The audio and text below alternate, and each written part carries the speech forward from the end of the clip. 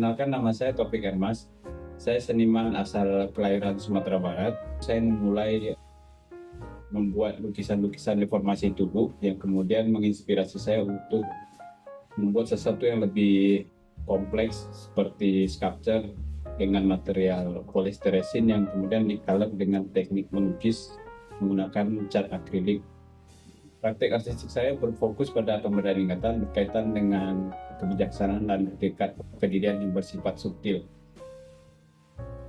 Dari kekaryaan yang saya mulai dari bentuk-bentuk tubuh yang diputar, diperas, dimodifikasi itu awalnya merupakan pemeriksaan psikologi dan filosofi yang mengenai bagaimana masyarakat timur menghadapi peristiwa-peristiwa yang terjadi di lingkungannya.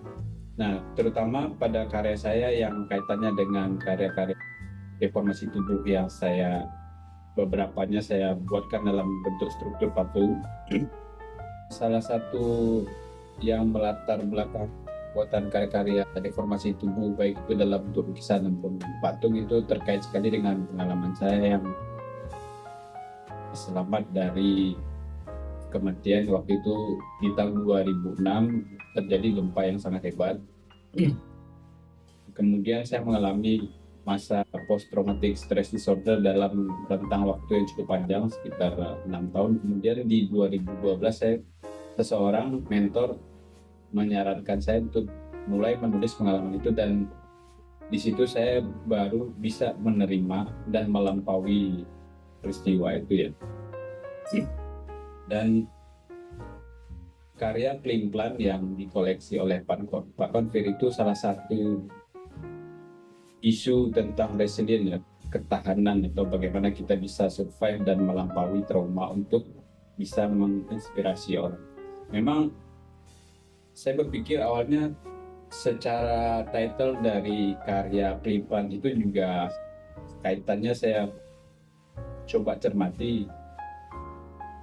Awalnya saya mencurigai bagaimana kata Plimplan itu diadaptasi, dan sambil berkelakar saya bicara kepada beberapa teman.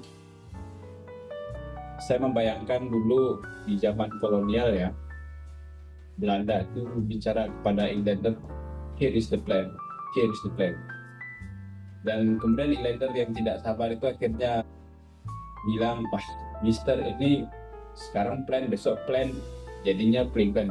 Saya pikir di situasi genting atau tertentu, bagaimana seseorang membuat keputusan menjadi sangat penting ya, apalagi itu keputusan krusial yang menyangkut dengan hal-hal yang bersifat urgen. Nah, Plimplan itu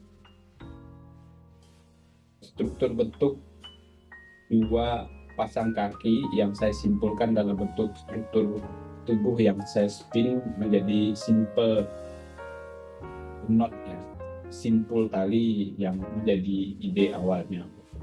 Kemudian setelah saya merancang bentuk, saya hadirkan dalam metode modeling dengan clay, membuat moldingnya, kemudian dicetak dan di finishing dengan teknik melukisnya.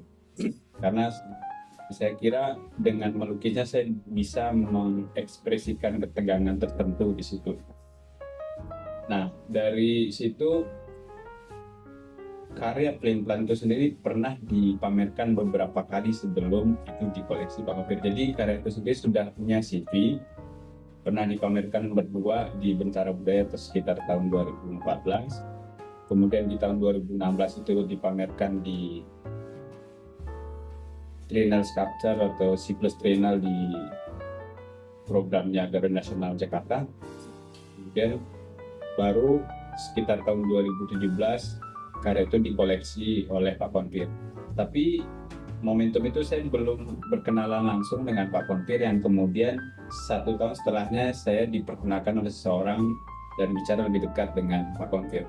Memang Pak Konfir punya pandangan bahwa ketika saya bilang karya saya cukup seram Pak bagi penonton saya di lokal di Indonesia, Pak Konfir justru bilang, mana yang seram, saya suka, saya akan beli kan. Jadi itu kesan pertama saya mengenai Pak Konfir.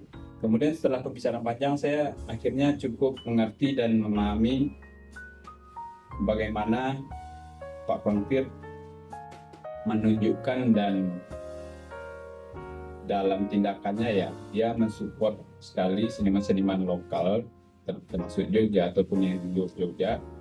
Kemudian mencoba membagi pengetahuannya dengan merekomendasikan, dan berkenalanlah saya dengan Project Eleven yang setiap tahun ada kunjungan. Dan di tahun 2018 saya ada komitmen yang sebelumnya sudah dalam perbincangan panjang dengan Pak Konfir, membuat sebuah karya commission lukisan 4 panel yang waktu itu judulnya Simultaneous Project Where I End Began. Di situ karya itu dipresentasikan waktu di Langgeng Art Foundation bersama kawan-kawan dari Project Eleven. Ya, itu bagian dari koleksi Pak Konfir. Selanjutnya saya pikir apa yang dikontribusikan oleh Pak Konfir menjadi sangat penting ya, bagaimana dia membagi pengalamannya. Terus dalam koleksinya juga Pak Konfir punya selera yang sangat unik, dan saya juga sangat mendukung untuk program-program Pak Konfir ya ketika masuk ke kampus, karena memang karya seni itu juga perlu diukur secara institusi akademik gitu, pengalaman-pengalaman konseptual yang bisa diangkat menjadi ilmu pengetahuan, karena saya yakin karya seni itu merupakan produk intelektual yang terus tumbuh dan berkembang. Kalau harapan saya ke depannya,